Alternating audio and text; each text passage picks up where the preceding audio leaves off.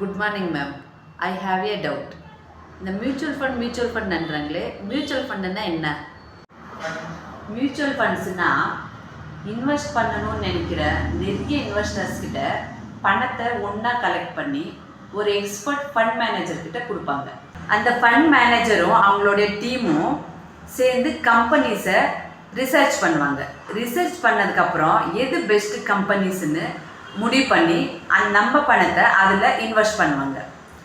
அந்த companies business பண்ணி லாபத்தை சம்பாதிப்பாங்க.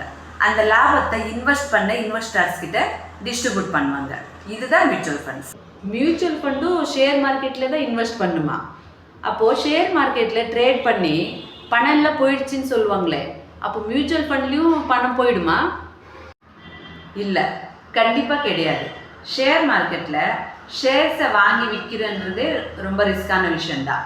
அதுலேயும் சில நாலேஜ் இல்லாத இன்வெஸ்டர்ஸ் அவங்களே டைரெக்டாக வாங்கி விற்கிறதுனால லாஸ் ஆகிறதுக்கு வாய்ப்பு ரொம்ப அதிகம். ஆனால் மியூச்சுவல் ஃபண்ட்ஸில் அப்படி இல்லை. ஏன்னா நம்ம பணத்தை ஒரு எக்ஸ்பர்ட் ஃபண்ட் மேனேஜர்கிட்ட கொடுக்க போகிறோம். அவர் 30க்கும் மேற்பட்ட கம்பெனிஸில் இன்வெஸ்ட் பண்ணுறாங்க. அதனால் நம்ம ஃபண்டு வெல் டைவர்சிஃபைடு. அதுவும் இல்லாமல் மியூச்சுவல் ஃபண்ட் செபி ரெகுலேட்டர் கீழே வருது. செபினா security and exchange board of India. இது கவர்மெண்ட் ரெகுலேஷனில் வர்றதுனால இதில் ரிஸ்க் கம்மி, ப்ராஃபிட் வர்றதுக்கான வாய்ப்பு ரொம்ப ரொம்ப அதிகம். நீங்கள் நீண்ட காலத்துக்கு வெல்த் சேர்க்கணுன்னா மியூச்சுவல் ஃபண்ட் தான் பெஸ்ட்.